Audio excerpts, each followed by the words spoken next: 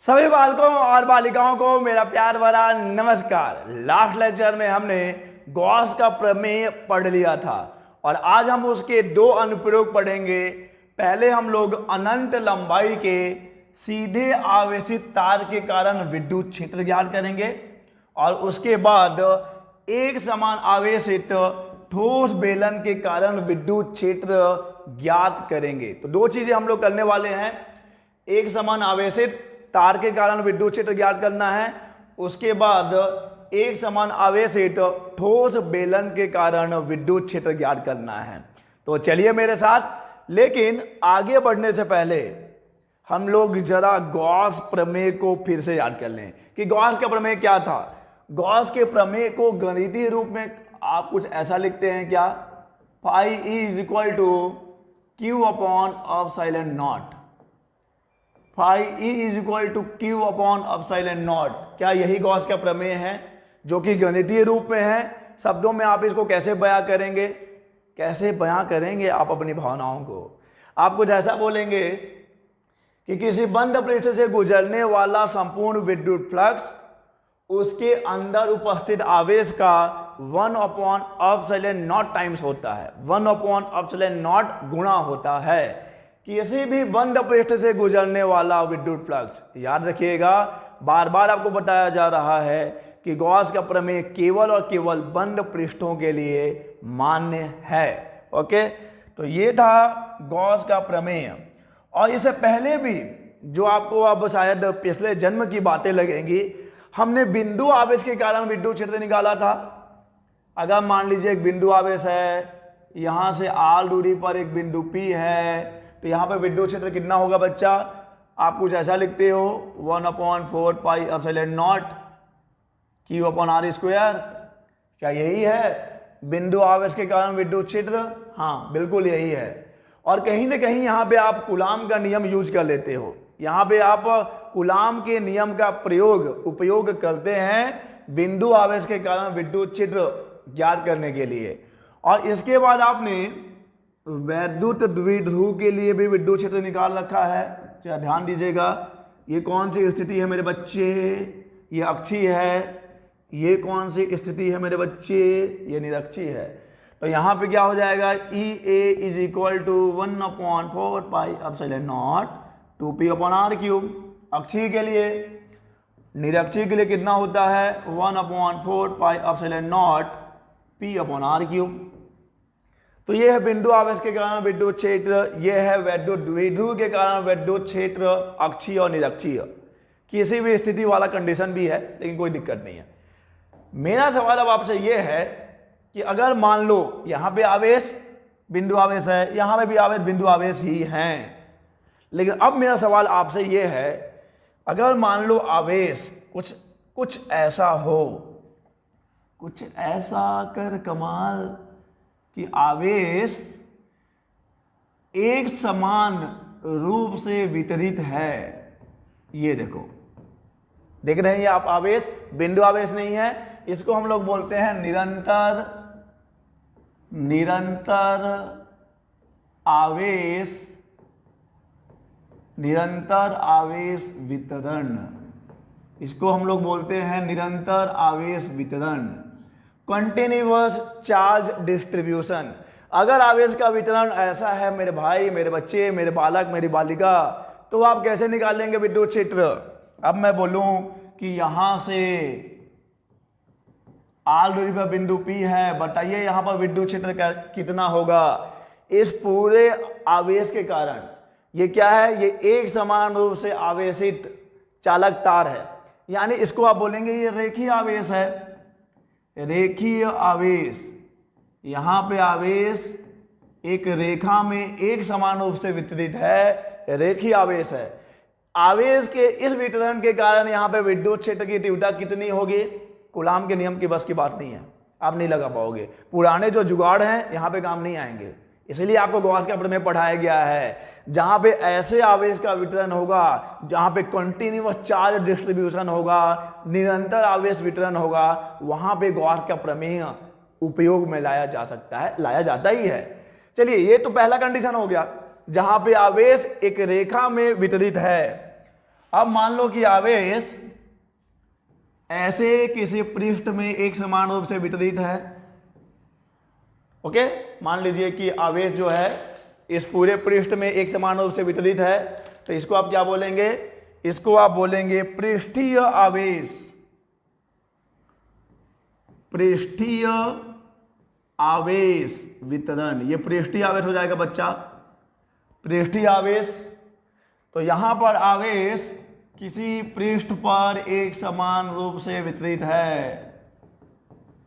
Okay, और ऐसा भी तो हो सकता है ना भाई कि आवेश पूरे आयतन में, जरूरी नहीं है कि वो आयतन बेलन ही हो, गोला भी हो सकता है। तो आयतन में अगर पूरा का पूरा आवेश भरा पड़ा है, मान लीजिए ये जो बेलन है ये पूरे आवेश से भरा हुआ है, ये पूरा आवेश, तो ये कौन सा आवेश है? ये आयतन आवेश है। ये क्या है? ये है आयतन आवेश। ये सभी के सभी क्या है? ये है निरंतर आवेश वितरण, कंटिन्यूअस चार्ज डिस्ट्रीब्यूशन है। तो अगर आवेश का वितरण ऐसा है, तो यहां पर अगर आपको इन आवेशों के वितरण के कारण विद्युत क्षेत्र की तीव्रता ज्ञात करनी है, तब काम में आएगा गॉस का प्रमेय। ये कंडीशन आप पढ़ लेंगे आज, ये भी पढ़ लेंगे आप, और आने वाले लेक्चर्स में आप ये भी पढ़ लेंगे। ओके, लेकिन यहां पर हम एक दो टर्मिनोलॉजी हम लोग यूज करते हैं। देखिए क्या क्या, अगर मान लो कि इसकी लंबाई L है और पूरे L लंबाई में कुल आवेश Q है। ये जो आवेशित चालक तार है उसकी लंबाई L है और उसका जो पूरा आवेश उसको दिया गया है Q है। तो इसकी एकांक लंबाई में जो आवेश होगा lambda equal to Q by L, इसको क्या बोलते हैं बच्चा? Lambda equal to Q by L। What is lambda? Lambda दिखा क्या रहा है? लैम्डा दिखा रहा है कि एकांक लंबाई में कितना आवेश है, इस तार के एकांक लंबाई में कितना आवेश है, तो इसको बोलते हैं रेखीय आवेश घनत्व। क्या है ये? ये है रेखीय आवेश घनत्व। एकांक लंबाई में कितना आवेश है? एकांक लंबाई में कितना आवेश है? पूरे L लंबाई में कुल आवेश Q है, तो एकांक लंबाई में जो आवेश होता है उसको हमने नाम दिया है रेखीय आवेश घनत्व। आगे बढ़िए, मान लीजिए इसका क्षेत्रफल A है, इस पूरे क्षेत्रफल में जो आवेश है Q है, तो एकांक क्षेत्रफल में जो आवेश होगा, उसको बोलते हैं पृष्ठीय आवेश घनत्व। एकांक क्षेत्रफल में जो आवेश है, और यहां पे भी और लगा लीजिए सेम, पूरे के पूरे मान लीजिए आयतन V है, इस V आयतन में Q आवेश है, तो एकांक आयतन में जो आवेश है उसको बोलेंगे आयतन आवेश घनत्व। रेखीय आवेश घनत्व, पृष्ठीय आवेश घनत्व, आयतन आवेश घनत्व, एकांक लंबाई, एकांक क्षेत्रफल, एकांक आयतन। और अब आप तैयार हो आगे बढ़ने के लिए। सबसे पहले अनंत लंबाई के सीधे आवेशित तार के कारण विद्युत क्षेत्र, तो विलंब मत करिए, बना लीजिए अनंत लंबाई का एक तार, ये बना लिया अनंत लंबाई का एक, ओह गायब क्यों हो गया, ये रहा आपका अनंत लंबाई का एक सीधा आवेशित तार। दिख नहीं रहा है भी? आवेशित दिख नहीं रहा है, तो आवेश दिखा देते हैं। ये रहा भाई, एक समान रूप से आवेशित है, चलिए मान लो ये L, नाम दे दिया इस वायर का L जो है अनंत लंबाई का एक सीधा आवेशित तार है, ये आपको दिया है। और आगे क्या दिया है लिखता हूं मैं, एक एक चीज लिखता हूं कि L क्या है? एक अनंत लंबाई का सीधा आवेशित चालक तार है। इससे आल दूरी पर, कितने दूरी पर? आल दूरी पर एक बिंदु P है, जहां पर आपको विद्युत क्षेत्र की तीव्रता ज्ञात करनी है। बना रहा हूं मैं, ध्यान दीजिएगा। यहां से आल दूरी पर एक बिंदु P है, जहां पर आपको विद्युत क्षेत्र की तीव्रता ज्ञात करनी है। इस पूरे आवेश के कारण, इस पूरे आवेशित चालक तार के कारण बिंदु P पर विद्युत क्षेत्र की तीव्रता ज्ञात करनी है। लगाना गॉस का प्रमेय है। गॉस का प्रमेय लगाना है तो आपको चाहिए होगा बंद पृष्ठ। आप खुले में कहीं भी गॉस का प्रमेय नहीं लगा सकते। ओके, मैं एक स्ट्रेटेजी जो आने वाले सभी डेरिवेशन में यूज होंगी, मैं पहले ही वो क्लियर कर दूं, और एक मैप आपके दिमाग में मैं पहले ही फिट कर दूं। आप करोगे क्या? आप करोगे क्या? देखो, जितने भी आपको अनुप्रयोग मिलेंगे सभी जगह आपको गॉस के प्रमेय से विद्युत क्षेत्र की तीव्रता ज्ञात करनी है। आप ये कमाल करेंगे कैसे? आपको करना ये है कि आप गॉस के प्रमेय से फ्लक्स निकाल लेंगे, जो कि हमेशा कितना होगा? इतना होगा। या ध्यान दीजिएगा, ये माइंड मैप है, आपके दिमाग में फिट होना चाहिए। आने वाले जितने भी डेरिवेशन हैं सब में यही काम करना है। यहां भी हम लोग यही काम करेंगे। पहले आप गॉस के प्रमेय का फ्लक्स निकाल लीजिए, जो कि कितना होता है? बंद पृष्ठ के अंदर उपस्थित आवेश का इतना गुना होगा। और आप अपने कैलकुलेशन से फ्लक्स निकाल लीजिए। गॉस के प्रमेय का फ्लक्स, गॉस के नियम से फ्लक्स कितना होना चाहिए? इतना होना चाहिए। और फिर आप अपने कैलकुलेशन से अपनी गणना करिए कि जो बंद पृष्ठ है आपके पास, अभी नहीं है लेकिन हम लोग लेकर आएंगे, जो बंद पृष्ठ आपने बनाया है, क्योंकि आपको उसको बनाना पड़ेगा, आपने जो बंद पृष्ठ बनाया है, आपके अनुसार, आपकी कैलकुलेशन से, आपकी गणना से वहां से कितना विद्युत फ्लक्स गुजरना चाहिए, कितना विद्युत फ्लक्स पास होना चाहिए, और दोनों को बराबर कर लीजिए, आपको आपका आंसर मिल जाएगा, 100% मिल जाएगा। आने वाले जो भी डेरिवेशंस हैं, ये वाला हो, इसके बाद वाला हो, इसके बाद के बाद वाला हो, सब में यही करना है।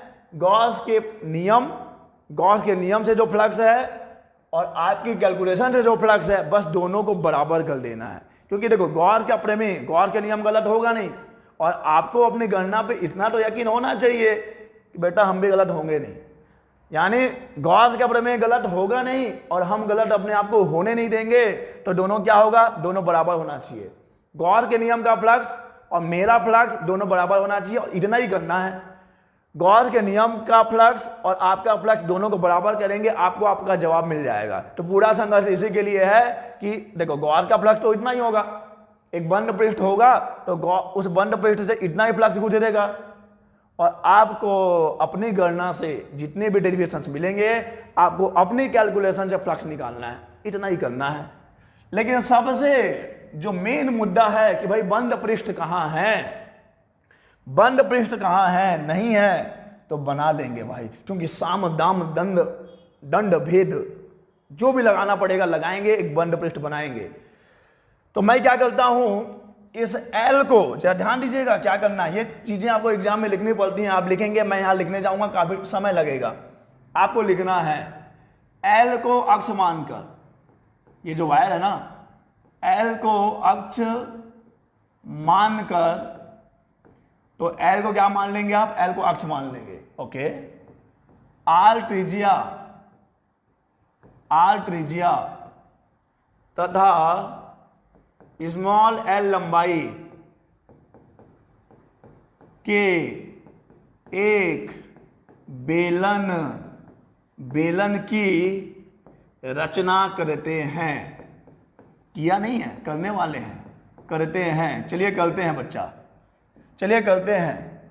तो इसको अक्ष मान लो, ये त्रिज्या ले लो, और लंबाई तो अपनी पसंद से आपने कितना ले लिया है? लंबाई आपने अपनी पसंद से L ले रखा है, तो कोई दिक्कत नहीं है। ओके ओके ओके ओके, ठीक है, ये काफी बच लग गया, कोई दिक्कत नहीं है। चलिए, तो ये मैंने बना लिया एक बेलन, और बेलन क्या होता है? बेलन एक बंद पृष्ठ है, तो इसको आप लिख लीजिए यहां पर। तो आपने एक बेलन की रचना कर ली, इस L को अक्ष मान लिया, R त्रिज्या ले ली। अच्छा, लंबाई किधर है? लंबाई ये है, लंबाई L लंबाई ले लिया। L क्या ले लिया बच्चा? L ले लिया लंबाई। इस कैपिटल L को, ये वायर है जो दिया गया, उसी को अक्ष मान लो, जो दूरी है उसको त्रिज्या मान लीजिए, और L लंबाई के एक बेलन की रचना कर लीजिए।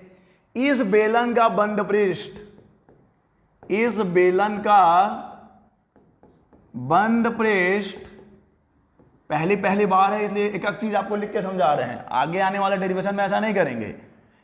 इस बेलन का बंद पृष्ठ गॉसीय पृष्ठ की तरह व्यवहार करेगा, गॉसीय पृष्ठ की तरह व्यवहार करेगा। काम खत्म। क्या है कहानी? क्या है कहानी? यह है कि आपको बस दे दिया है एल लंबाई का एक तार जो कि एक समान रूप से आवेशित है, वहां से आल दूरी पर बिंदु P है, वहां पर विद्युत क्षेत्र की तीव्रता ज्ञात करनी है, गॉस के प्रमेय लगाना है, गॉस का नियम लगाना है, तो मुझे बंद पृष्ठ चाहिए होगा। इस एल को अक्ष मान लिया, आर को त्रिज्या ले लिया, एल लंबाई का बेलन बना दिया जो कि बंद पृष्ठ है, जो कैसे व्यवहार करेगा? एक गॉसीय पृष्ठ की तरह व्यवहार करेगा।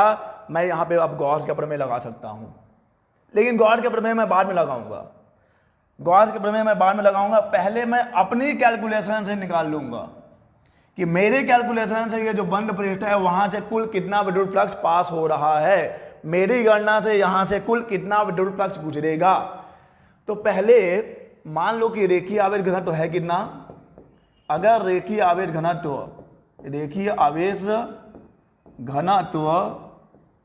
लैम्डा है तो Q/L हो जाएगा। तो इस L लंबाई का जो बेलन है उसके अंदर कितना आवेश होगा मेरे भाई? उसके अंदर इतना आवेश होगा।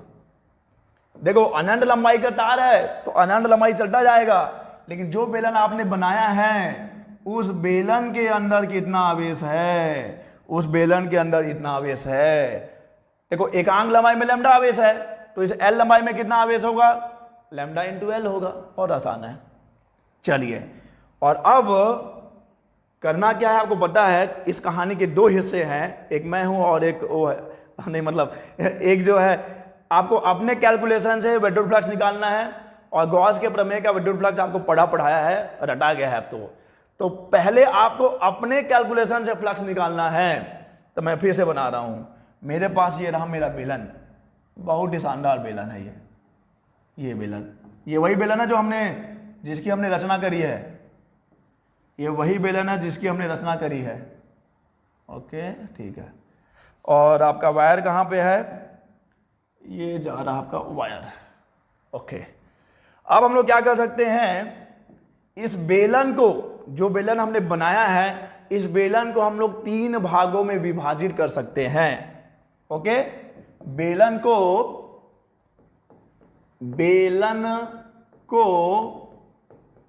3 भागों में विभाजित किया जा सकता है।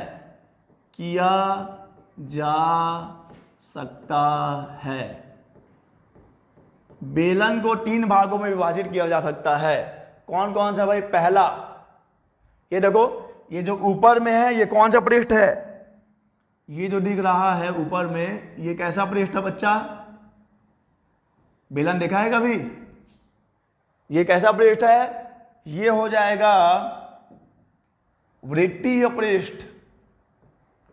वृत्तीय पृष्ठ S1, इसको नाम दे दिया मैंने S1।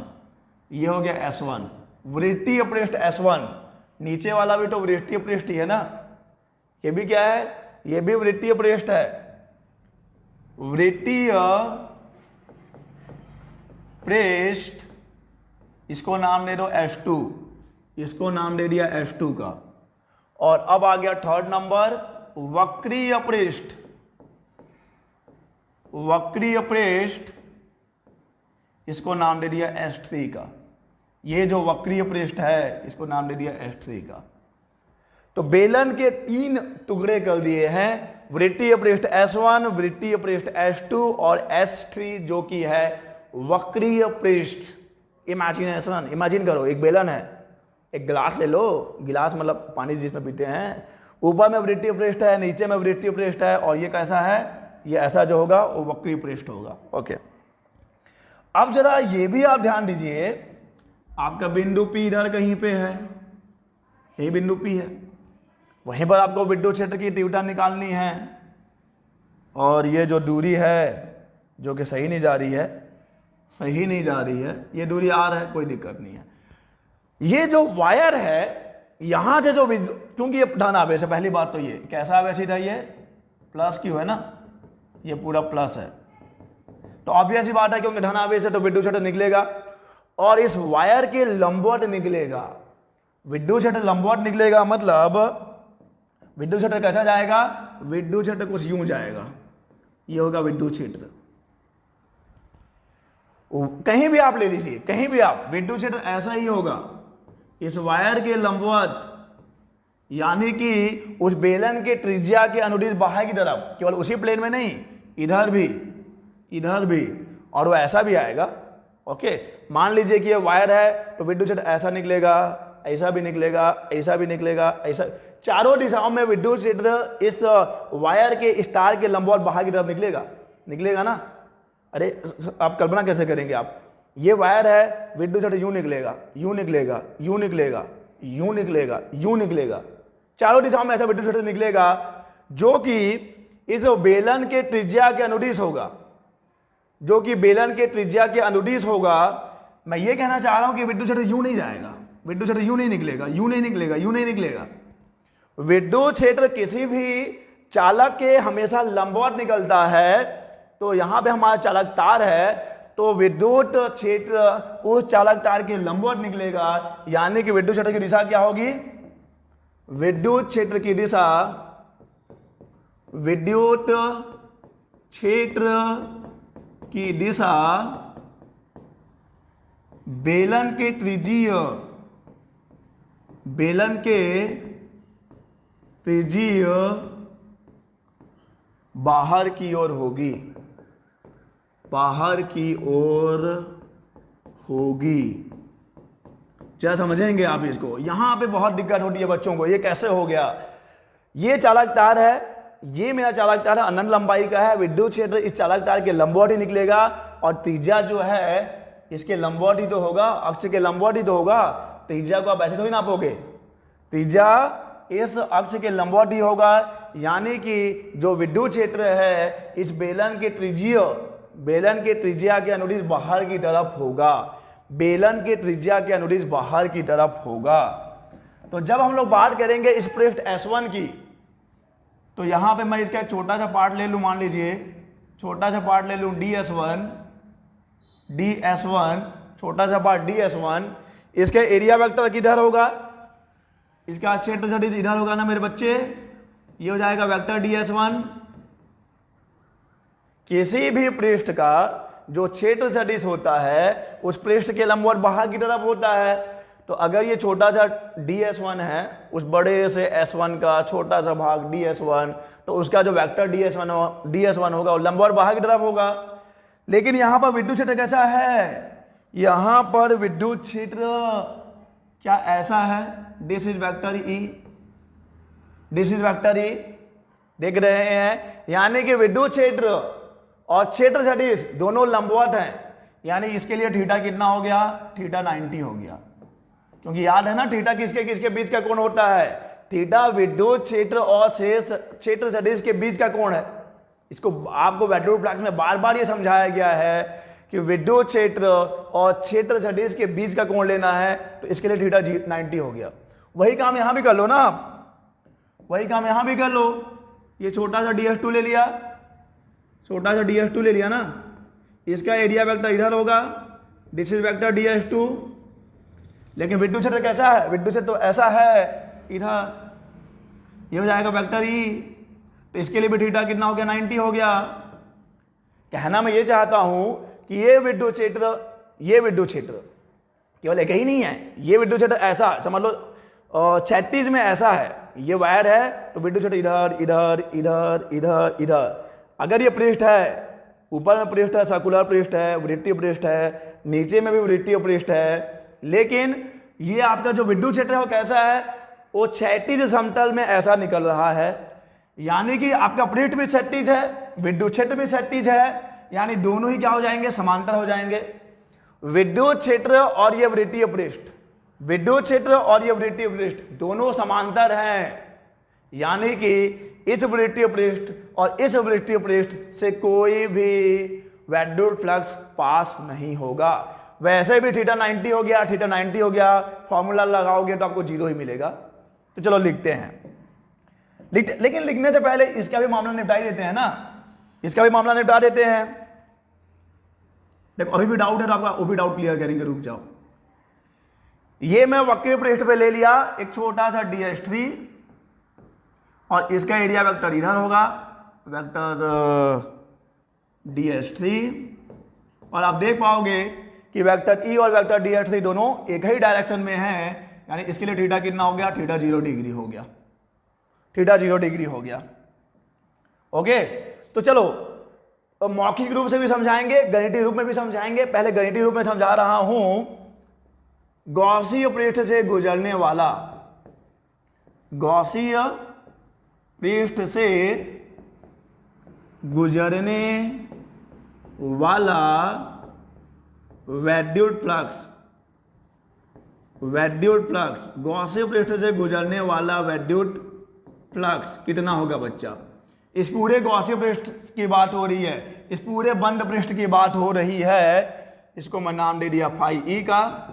मुझे जगह चाहिए होगा, मान ला मुझे यही निपटाना है। चलो ठीक है, फाई ई इक्वल टू कितना? तो S1 से कितना विद्युत फ्लक्स गुजरेगा देख लो।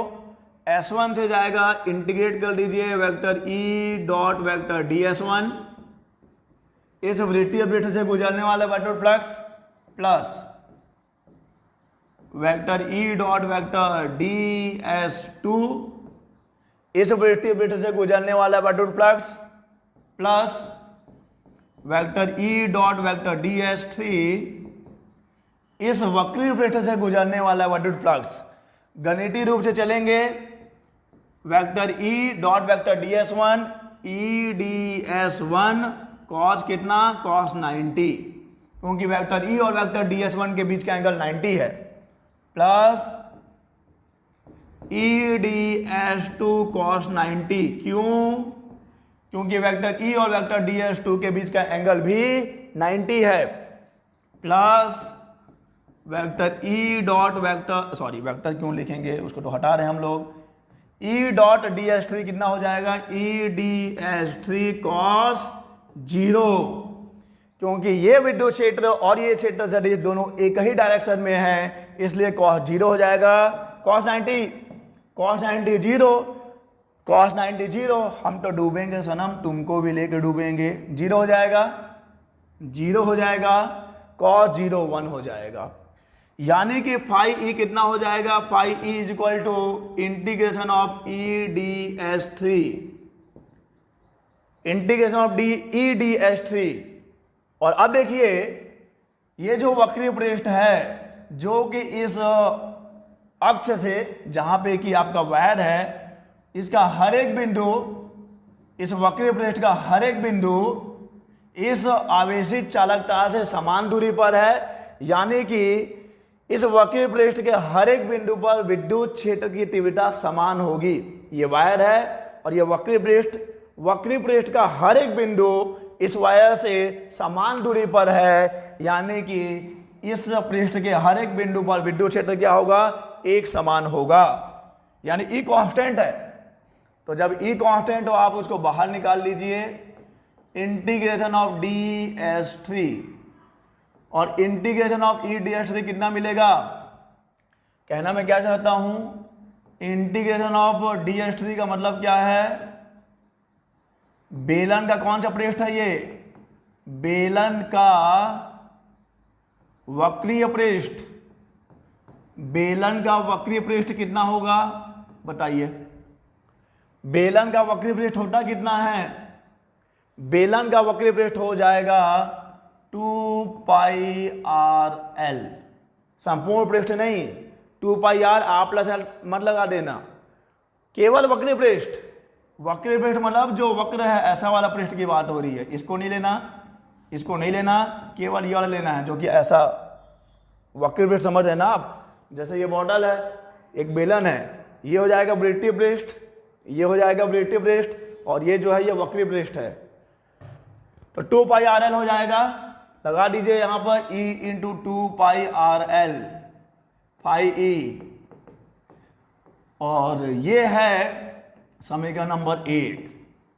आपके अनुसार ये जो गॉसियन पृष्ठ है वहां से इतना वेक्टर फ्लक्स गुजर रहा है, phi E is equal to E dot 2 pi are l. आपने इसको कैसे निकाला? यहां से गुजरने वाला वेक्टर फ्लक्स प्लस यहां से गुजरने वाला वेक्टर फ्लक्स प्लस वक्रीय पृष्ठ से गुजरने वाला वेक्टर फ्लक्स जो गणितीय रूप में यहां पर है। आप इसको शब्दों में कैसे लिख सकते हैं? शब्दों में लिखने का मतलब यह है कि आपको दिख रहा है ना, ये जो वृत्तीय पृष्ठ है, ये जो वृत्तीय पृष्ठ है, दोनों ही वृत्तीय पृष्ठ विद्युत क्षेत्र के समांतर हैं। और जब विद्युत क्षेत्र इन वृत्तीय पृष्ठों के समांतर है तो वहां से कोई भी विद्युत फ्लक्स पास नहीं होगा। तो आप इसको डायरेक्ट लिख भी सकते हैं, क्योंकि S1 और S2 वृत्तीय पृष्ठ S1 और S2 विद्युत क्षेत्र के समांतर हैं, अतः वहां से कोई विद्युत फ्लक्स नहीं गुजरेगा। परंतु विद्युत क्षेत्र वक्रीय पृष्ठ के लंबवत है, अतः संपूर्ण जो विद्युत फ्लक्स है इस वक्रीय पृष्ठ से ही गुजरेगा। तो केवल आप इसको कैलकुलेट कर सकते हैं। शब्दों में बता दीजिए, ये दोनों जीरो हो गया जो यहां पे गणितीय रूप में दिख रहा है। शब्दों में भी आप एक्सप्लेन कर सकते हो कि विद्युत क्षेत्र इसके समांतर है, विद्युत क्षेत्र इसके भी समांतर है, तो वहां से कोई भी विद्युत फ्लक्स पास नहीं होगा। इस बेलन से, इस गॉसियन पृष्ठ से जो भी विद्युत फ्लक्स पास होगा केवल वक्रीय पृष्ठ से पास होगा। तो हमने भी तो बस वही निकाला है। ओके, 3 पृष्ठ है, 2 का 0 हो गया तो केवल एक ही बचा ना। ठीक है, अब ये आपके अनुसार है, ये मेरे अकॉर्डिंग है, आपके अकॉर्डिंग है। अगर आपने सॉल्व किया है तो आप ये बोलते हो कि आपके गॉसियन पृष्ठ से इतना विद्युत फ्लक्स गुजरेगा, परंतु गॉस के प्रमेय से, परंतु गॉस के प्रमेय से, गॉस के प्रमेय से क्या हो जाएगा? गॉस के प्रमेय से ये फाई ई कितना होना चाहिए?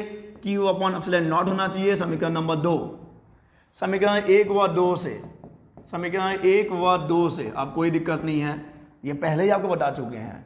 आपका फ्लक्स, गॉस का फ्लक्स, दोनों को बराबर कर दीजिए तो ये हो जाएगा E dot 2 pi are l q upon epsilon naught, E is equal to Q upon 2 pi are l epsilon naught. E is equal to Q upon 2 pi are l epsilon naught. E is equal to q के value आप निकाल चुके हैं, lambda into L. याद नहीं है तो याद करिए जाके पीछे। कर याद ओ जमाना मेरे प्यार का, प्यार का नहीं, क्यू का याद कर लो। क्यू इज इक्वल टू कितना था? लैम्डा इंटू एल निकाला है ना। तो ई कितना आ गया बच्चा? ई आ गया lambda upon 2 pi r epsilon naught. और यही है, यही है ये वो यही है, एक समान आवेशित अनंत सीधे समतल, और समतल नहीं, एक समान आवेशित अनंत सीधे चालक तार के कारण विद्युत क्षेत्र E is equal to lambda upon 2 pi r epsilon naught. Lambda constant है, 2 पाई कांस्टेंट है, एप्सिलॉन नॉट भी कांस्टेंट है, यानी E किस पे निर्भर करता है? इसके विट का अनुपाती है। E जो है वो दूरी के विट का अनुपाती है। तो जब आप इसको ऐसे ग्राफ से एक्सप्लेन करोगे और यहाँ आप ले लोगे, यहाँ आप ले लोगे विद्युत क्षेत्र, यहाँ ले लोगे दूरी, तो क्या होगा? दूरी के साथ कम होगा। ओके, विद्युत क्षेत्र दूरी के साथ कम हो रहा है। तो कम हो रहा है तो जरा हरा नहीं, गुलाबी नहीं, ये ले लो आप, तो अच्छा अलग कलर लेते हैं। ठीक है, ये दूरी के साथ कम हो रहा है। तो ये था एक समान आवेशित अनंत लंबाई के चालक तार के कारण विद्युत क्षेत्र, ये रहा, और दूरी के साथ उसमें क्या परिवर्तन होगा, ये रहा। चलिए अब चलते हैं हम लोग आगे, और आगे हम लोग क्या करने वाले हैं? आगे हम लोग एक समान आवेशित ठोस बेलन के कारण विद्युत क्षेत्र ज्ञात करेंगे। एक समान आवेशित ठोस बेलन के कारण विद्युत क्षेत्र। अगर आप इसके पहले जो अभी आपको समझाया, एक समान आवेशित चालक तार के कारण विद्युत क्षेत्र, अगर आप उसको समझ गए हो तो इसको समझने में कोई दिक्कत नहीं है, इसलिए इसको उसके साथ पढ़ाया जा रहा है, क्योंकि सेम टू सेम है। कहाँ पे क्या कॉन्सेप्ट लगाना है, कहाँ पे चीज़ें क्या अलग होंगी, बस आपको ये बताएंगे, बाकी तो आप खुद बना लोगे। चलिए चलते हैं। तो मेरे पास अभी क्या है, मेरे पास है एक समान आवेशित ठोस बेलन। ठोस बेलन है, तो चलो मैं ले लिया, मान लेता हूं मुझे ये बेलन दिया गया है, ये बेलन मुझे दिया गया है, ओके, ये बेलन दिया गया है। चलो जो बेलन मुझे दिया गया है, इस बेलन की लंबाई है L, ये अक्ष हो जाएगा उसका, बेलन की लंबाई है L और दिए गए बेलन की त्रिज्या है कैपिटल R। दिए गए बेलन की त्रिज्या है कैपिटल R और इस ठोस बेलन को जब आप आवेश देंगे Q आवेश, पूरा का पूरा Q आवेश उसके आयतन V में एक समान रूप से वितरित हो जाएगा। अभी आपको जब निरंतर आवेश वितरण बताया गया था तो आपको बताए थे कि पूरा का पूरा Q आवेश, ये जो ठोस बेलन है उसके पूरे आयतन में एक समान रूप से वितरित हो जाएगा। तो ये है एक समान आवेशित ठोस बेलन। अब क्या है, कंडीशन ये है बच्चा कि यहां से R दूरी पर एक बिंदु P है, दूरी हम लोग उसके अक्ष से ले रहे हैं, पृष्ठ से नहीं लिया है। दूरी हम कहां से ले रहे हैं, दूरी हम लोग ले रहे हैं बेलन के अक्ष से। तो बेलन के अक्ष से R दूरी पर एक बिंदु P है जहां पर हमको विद्युत क्षेत्र की तीव्रता ज्ञात करनी है इस एक समान आवेशित बेलन के कारण। अब कंडीशन यहां पे तीन कंडीशन बनते हैं, तीन कंडीशंस हैं, तीन स्थितियां हैं। देखो क्या क्या स्थितियां हैं। हो सकता है बिंदु P बेलन के बाहर हो, है ना, बेलन के बाहर है। हो सकता है बिंदु P बेलन के पृष्ठ पे हो सकता है बिंदु P बेलन के अंदर कहीं हो। समझ रहे हैं आप? आपको दिया क्या क्या है, पहले मैं लिख देता हूं। आपको दिया है कैपिटल R त्रिज्या, L लंबाई का बेलन, ओके,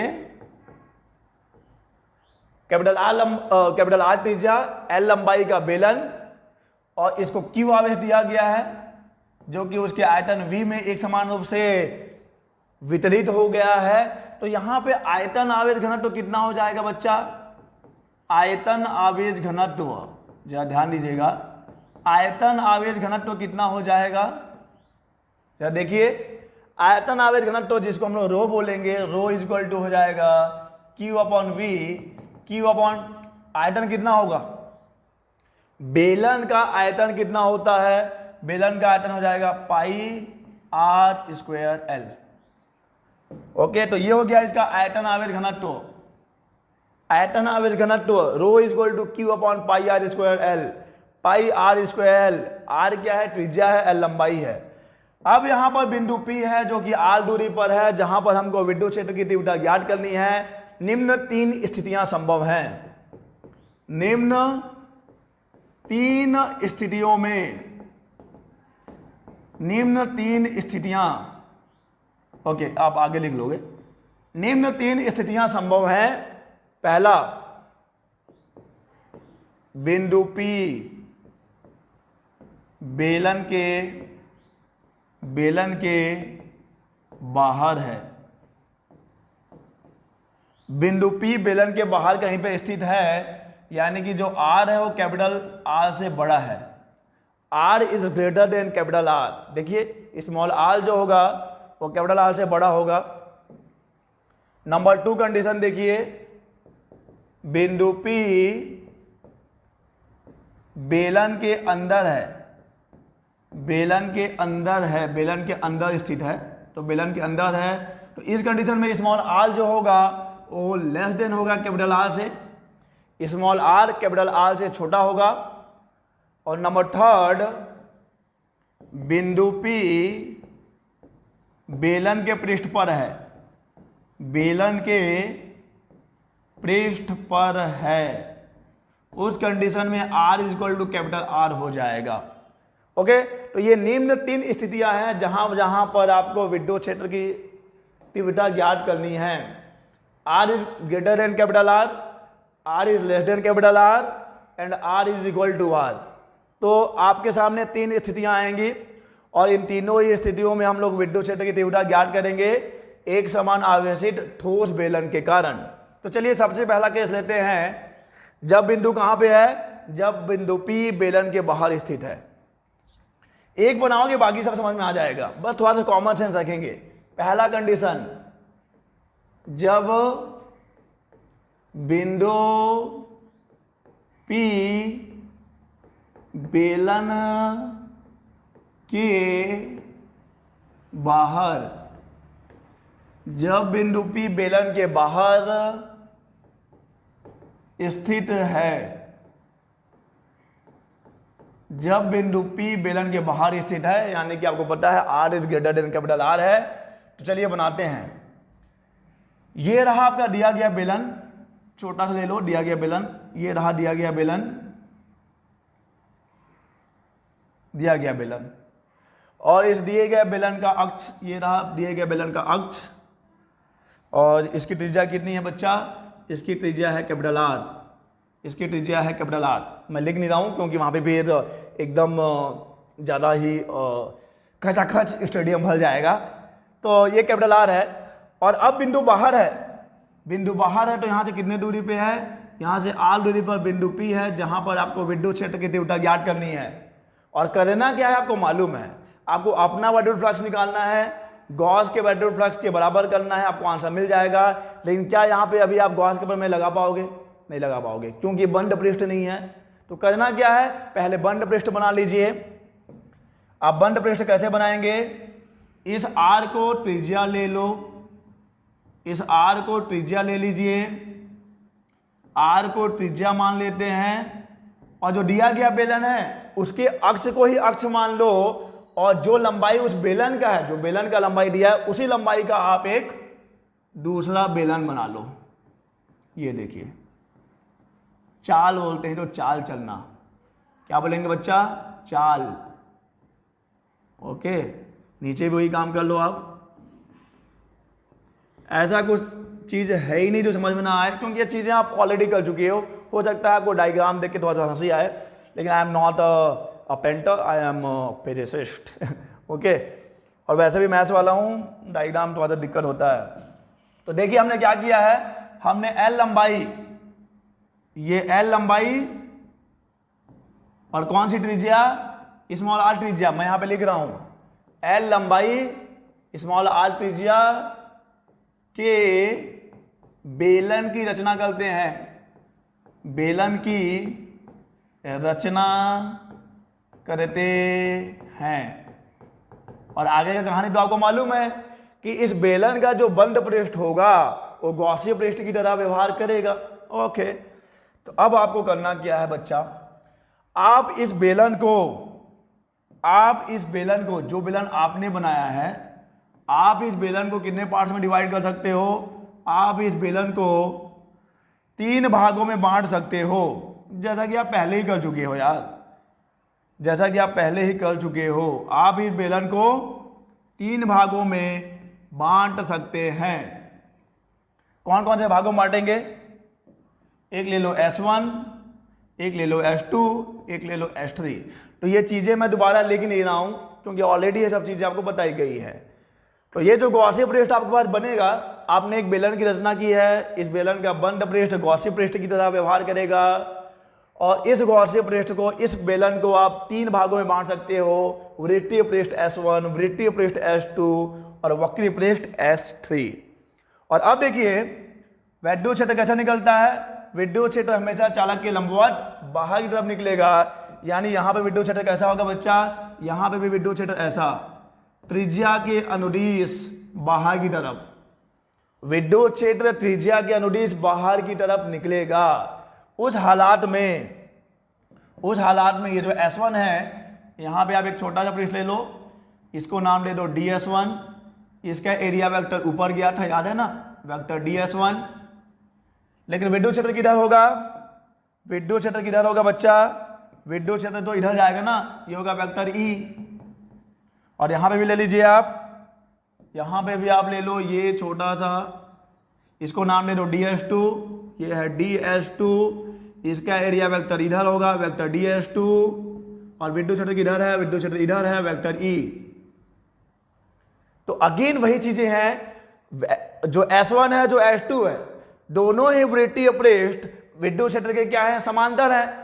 वृत्तीय पृष्ठ S1 और वृत्तीय पृष्ठ S2 विद्युत क्षेत्र के समांतर हैं, अतः वहां से कोई भी विद्युत फ्लक्स नहीं गुजरेगा। सेम टू सेम है जो पीछे आपने किया है। तो वही कहानी को मैं दोबारा बस बता रहा हूं, वो सब चीजें लिख नहीं रहा हूं। S1 और S2 जो कि वृत्तीय पृष्ठ हैं, ये दोनों ही क्या हो जाएंगे, विद्युत क्षेत्र के समांतर हो जाएंगे, अतः यहां से कोई भी फ्लक्स नहीं गुजरेगा। तो अब आपका जो बेलन है, गॉसीय पृष्ठ से गुजरने वाला संपूर्ण फ्लक्स, गॉसीय पृष्ठ से गुजरने वाला संपूर्ण फ्लक्स, संपूर्ण विद्युत फ्लक्स, संपूर्ण विद्युत फ्लक्स। देखो आप बात कर रहे हो पूरे गॉसीय पृष्ठ की, उस गॉसीय पृष्ठ में S1 से कोई फ्लक्स नहीं जा रहा, S2 से कोई फ्लक्स नहीं जा रहा है। जो भी फ्लक्स जाएगा कहां से जाएगा, इस वक्रीय पृष्ठ से जाएगा। यानी फाई ई कैसे निकालेंगे आप इंटीग्रेट कर देंगे vector E dot vector D S3 को, जैसा कि आप पीछे कर चुके हैं। ई डी S3 कॉस 0 होगा, क्यों, क्योंकि यहां पे आप लेंगे DS3 लेंगे ना, आप जो बेलन आपने बनाया है वहां पे आप छोटा सा पृष्ठ लेंगे DS3, इसका एरिया वेक्टर किधर, इधर, वेक्टर DS3, वेक्टर ई और वेक्टर DS3 दोनों ही एक ही दिशा में हैं, दोनों समांतर हैं। Vector E vector DS3 theta 0 हो जाएगा, कॉस 0 1 हो जाएगा, ई बाहर आ जाएगा, इंटीग्रेशन ऑफ DS3। और इंटीग्रेशन ऑफ DS3 क्या मिलेगा, जो पीछे मिला था same to same, pi E is equal to E into 2 pi are L, same to same ही तो मिलेगा ना।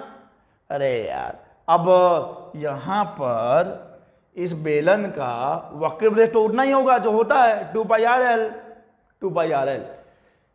ये बहुत जल्दी तो नहीं हो रहा ना, देखो मैं ज़्यादा टाइम इसलिए नहीं दे रहा हूं क्योंकि ये चीज़ें आप सेम टू सेम पढ़ चुके हो, पीछे है पूरा वही चीज़। ये S1 से कोई फ्लक्स नहीं जाएगा, S2 से कोई फ्लक्स नहीं जाएगा, S3 वक्रीय पृष्ठ है जो इस विद्युत क्षेत्र के लंबवत है, तो जो भी फ्लक्स जाएगा इस वक्रीय पृष्ठ से ही जाएगा। तो जब आप बात करोगे कि इस बेलन से कितना फ्लक्स जा रहा है, तो पूरा का पूरा फ्लक्स इस वक्रीय पृष्ठ से ही जाएगा। तो आप वक्रीय पृष्ठ से जाने वाला फ्लक्स निकाल लेते हो, और ये आपने निकाल लिया है।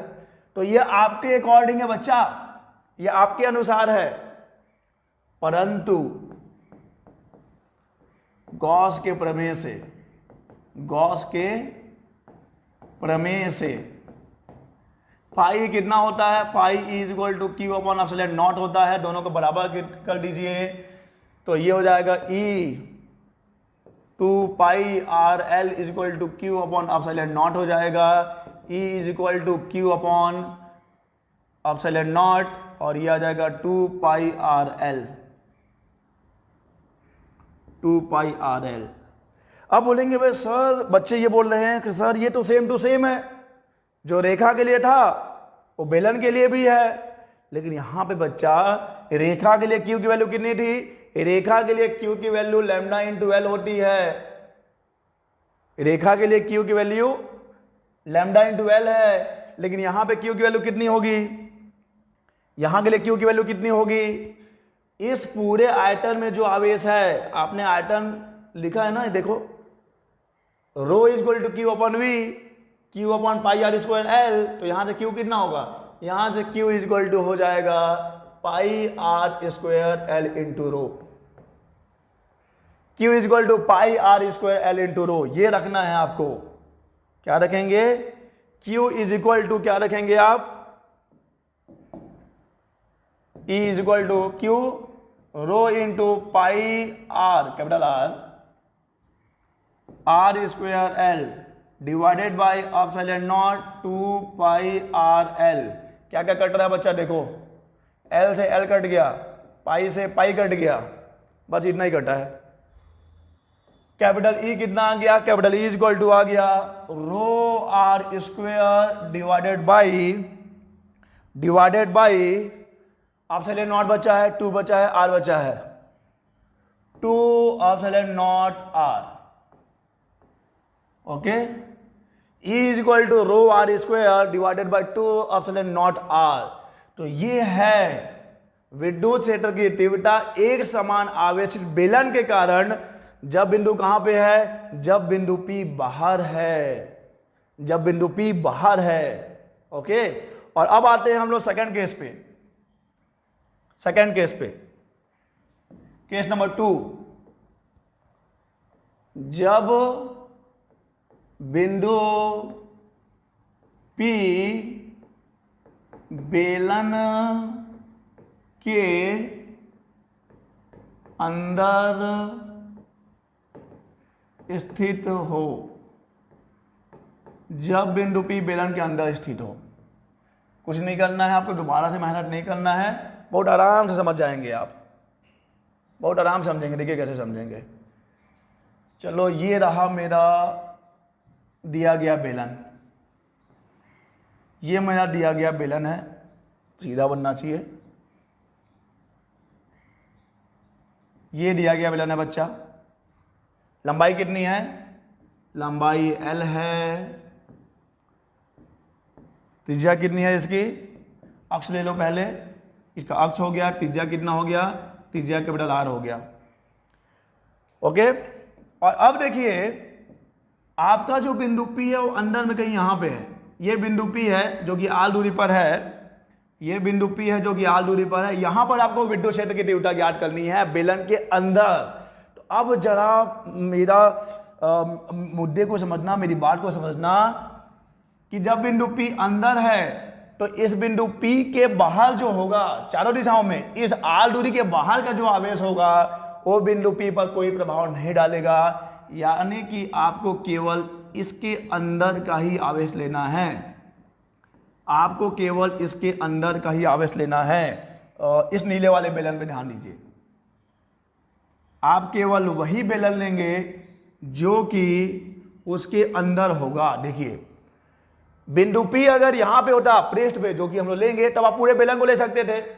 बिंदु P बाहर है तो आप पूरे बेलन को ले सकते हैं, लेकिन जब बिंदु P अंदर होगा, बेलन के अंदर होगा, जो दिया गया बेलन है, देखो ये जो है वो दिया गया बेलन है जिसकी त्रिज्या कैपिटल R है, लंबाई L है, और इस पूरे कैपिटल R वाले बेलन में दिया गया आवेश पूरा Q है। लेकिन अब आपको बोला है बिंदु P उस बेलन के अंदर कहीं पे है, R दूरी पर, वहां पे तीव्रता बताइए, विद्युत क्षेत्र की तीव्रता बताइए। तब आपको ये जो R दूरी है उसके बाहर चारों दिशाओं में R, ये मान लो ये पूरा दिया गया बेलन है यहां से लेके यहां तक, और आपका बिंदु P यहीं तक है, तो इसके बाहर वाले जो आवेश होंगे वो बिंदु P पर कोई प्रभाव नहीं डालेंगे, क्योंकि वो जा इधर की तरफ रहे हैं, उनका प्रभाव इधर की तरफ है। यहां जो आवेश होगा वो इधर जाएगा, यहां जो आवेश होगा वो इधर जाएगा, यहां जो आवेश होगा इधर जाएगा। ओके, तो आपको केवल वही आवेश लेना है जो कि इस स्मॉल r त्रिज्या वाले बेलन के अंदर होंगे।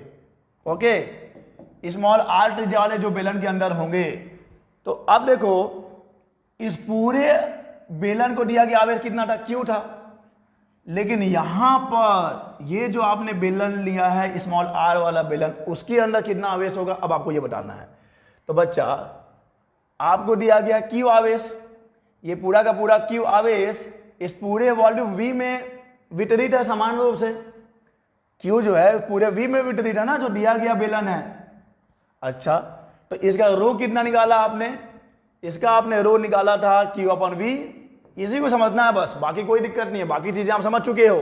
रो इक्वल टू Q/V हो जाएगा, ठीक है, यानी कि कितना? Pi R square L। Rho equal to Q/πr square L। Okay, सही है। तो अब देखिए जब हम लोग बात करेंगे इस वाले आयतन की, तो इस वाले आयतन के अंदर कितना आवेश है? जो आयतन यहां पे है, देखिएगा इस आयतन की बात कर रहा हूं मैं,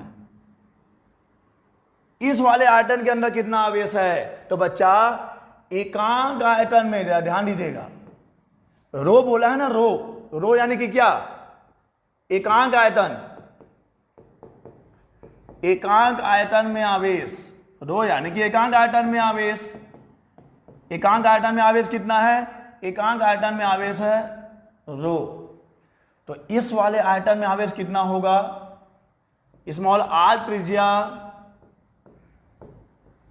के बेलन में आवेश बेलन में आवेश कितना हो जाएगा बच्चा, कुछ नहीं करना है, रो इंटू इसका आयतन कितना हो जाएगा, pi small r square L हो जाएगा।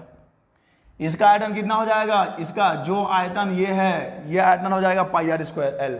Okay, rho into pi r square L.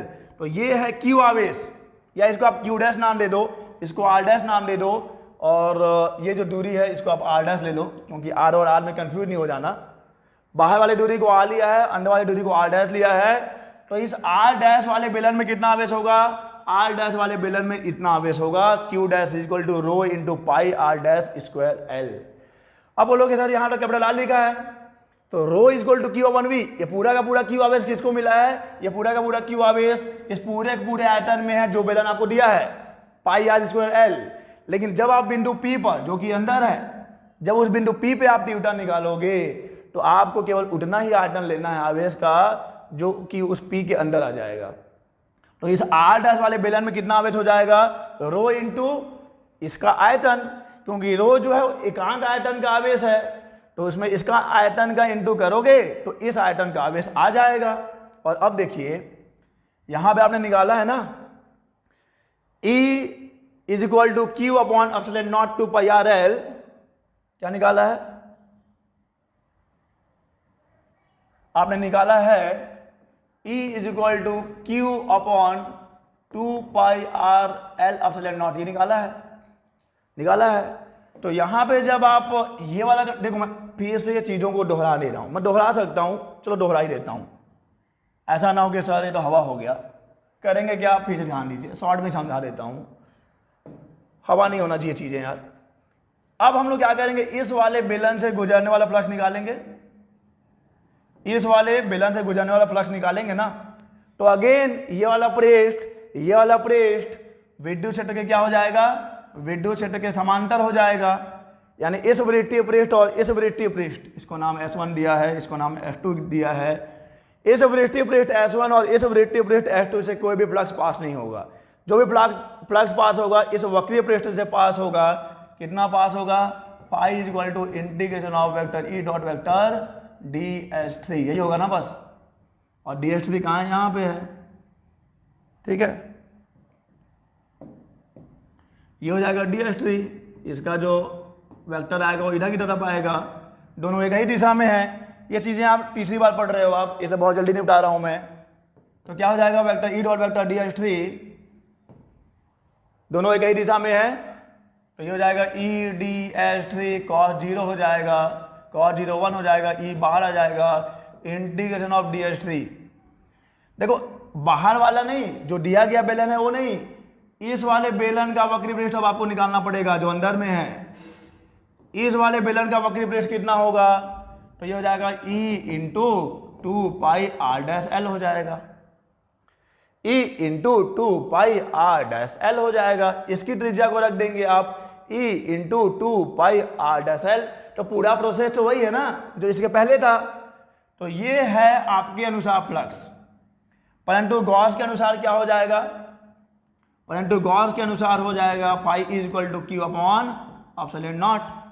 तो जब आप इन दोनों को बराबर करेंगे, इसको और इसको, तो आपको बस यहाँ पे क्या मिल जाएगा, E into 2 pi are dash l is equal to Q upon epsilon naught. तो E इज इक्वल टू आ जाएगा q upon 2 pi are dash L epsilon naught. और यहाँ पे Q की वैल्यू क्या रख देंगे, Q की वैल्यू बस वही रखोगे जो इस वाले बेलन के अंदर है। इस वाले बेलन के अंदर कितना है, rho into pi are dash square L upon 2 pi are dash L epsilon naught. काट दीजिए, एल से एल कट गया, पाई से पाई कट गया, एक आर डैश से एक आर डैश कट गया, तो आंसर कितना आया, ई इज इक्वल टू आ गया rho r dash divided by 2 epsilon naught.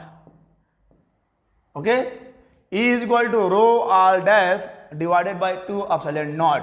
ये तब की बात है जब बिंदु कहां पर है, जब बिंदु दिए गए बेलन के अंदर है। और अब आते हैं थर्ड केस में। थर्ड केस, जब बिंदु बेलन के पृष्ठ पर हो। तो क्या फिर से कैलकुलेट करना पड़ेगा? नहीं, फिर से कैलकुलेट करना मूर्खता होगी। जब बिंदु बेलन के पृष्ठ पे होगा तो ये दूरी किसके इक्वल हो जाएगी? दिए गए बेलन की त्रिज्या के बराबर हो जाएगी। ये दूरी दिए गए बेलन की त्रिज्या के बराबर हो जाएगी। ये बिंदु यहां से खिसक के यहां आ जाएगा, r डैश r के इक्वल हो जाएगा। तो बस आपको क्या करना है, E is equal to rho capital R upon 2 epsilon naught कर देना है। ओके, तो देखिए 3 चीजें हैं आपके पास, 3 फॉर्मूले हमने निकाले हैं। जरा ध्यान दे दीजिए आप फिर से, काफी लंबा सफल था, कहां गया? ये है उस स्थिति की बात। अच्छा यहां देखो, यहां से भी आपको वही फॉर्मूला मिलेगा। जब यहां पे R equal to capital R रखोगे, जब आपका बिंदु कहां पे हो जाएगा? जब आपका बिंदु पृष्ठ पे हो जाएगा, तो यहां से भी आपको आंसर वही मिलने वाला है, रो R upon 2 epsilon naught. Okay, यानी गलत कहीं नहीं है हम लोग। ये बाहर के लिए है, ये अंदर के लिए है, और ये पृष्ठ के लिए है। ओके, अंदर के लिए, बाहर के लिए और पृष्ठ के लिए। और अब देखते हैं कि दूरी के साथ क्या परिवर्तन होता है। दूरी के साथ विद्युत क्षेत्र में क्या परिवर्तन होता है एक समान आवेशित ठोस बेलन के कारण? देखते हैं, चलो। ओके, जरा ध्यान दीजिएगा। तो मैं बना रहा हूं मेरा दिया गया बेलन, ये रहा मेरा दिया गया बेलन। देखना कैसे बना रहा हूं मैं। ओके, ये रहा मेरा दिया गया बेलन। मैं अब थोड़ा सा उसको एक्सप्रेस करूंगा कि दूरी के साथ कैसे परिवर्तन हो रहा है। तो ये अक्ष है, और अक्ष पे r क्या हो जाएगा? अक्ष पे r इक्वल टू 0 हो जाएगा, या फिर यहां पे यही अक्ष है ना, तो यहां पे r 0 हो जाएगा। अब देखिए, जब आप पृष्ठ पे हैं, पृष्ठ यानी यहां पे कहीं हैं, तो यहां पे विद्युत क्षेत्र सबसे ज्यादा है। देखिए रो R अपॉन 2 एप्सिलॉन नॉट, तो इसको मैं ले लेता हूं कितना, रो R अपॉन 2 एप्सिलॉन नॉट। ये कहां के लिए है? ये पृष्ठ के लिए है, रो R अपॉन 2 एप्सिलॉन नॉट। जब आप अंदर की तरफ हैं, देखिए R डैश, यहां पे R 0 होगा। यहां से जब आप पृष्ठ की तरफ जाएंगे तो ये रेखीय रूप से बढ़ रहा है, देखो ना, E समानुपाती R डैश है ना, बाकी रो कांस्टेंट है, 2 कांस्टेंट है, एप्सिलॉन कांस्टेंट है। तो जब आप यहां से पृष्ठ तक आएंगे तो ये रेखीय रूप से बढ़ेगा। तो इसको मैं लिख देता हूं E समानुपाती R, E समानुपाती R। जैसे ही आप इस के अक्ष से इसके पृष्ठ तक आओगे, वो रेखीय रूप से बढ़ेगा, उसके पृष्ठ पे अधिकतम होगा। लेकिन अभी जो आपने बाहर, अच्छा ये मैं लिख देता हूं अंदर की बात है, ये पर की बात है, पृष्ठ पर की बात है। बाहर के लिए भी लिख दूं यहीं पर। बाहर के लिए कितना आया है? बाहर के लिए आया है, देख लो, rho R square upon 2 epsilon naught R, rho R square upon 2 epsilon naught R है। रो कांस्टेंट है, R कांस्टेंट है, 2 कांस्टेंट है, एप्सिलॉन नॉट कांस्टेंट है। यानी यहाँ पे E क्या है? इसके व्युत्क्रमानुपाती है, यानी इसके बाद चीजें क्या होंगी? ऐसे माइनस होंगी, मतलब घटेंगी। देखिए आप, तो सबसे अधिकतम कहाँ पे? सबसे अधिकतम पृष्ठ पर, यहीं पे तो R equal to capital R है। उसके कम के लिए जब आप उसके अक्ष से पृष्ठ तक जाएंगे तो R के समानुपाती होगा। उसके बाद अगर आप पृष्ठ से बाहर जाएंगे तो R के व्युत्क्रमानुपाती होगा। ये चीजें हैं, ये है कंप्लीट डिस्कशन। तो इस लेक्चर में आपने एक समान आवेशित चालक के कारण विद्युत क्षेत्र निकाला है, और एक समान आवेशित ठोस गोले के कारण विद्युत क्षेत्र निकाला, ठोस गोला नहीं, एक समान आवेशित ठोस बेलन के कारण विद्युत क्षेत्र ज्ञात किया है। तो चलिए, मुझे उम्मीद है कि आपने इस लेक्चर को एंजॉय किया होगा। इस लेक्चर में जो भी चीजें आपको समझाई गई हैं आपने उसको समझा है। अगर कोई भी डाउट है आपके मन में तो नीचे कमेंट बॉक्स में कमेंट करिए। आने वाले लेक्चर्स में आपके डाउट को क्लियर किया जाएगा।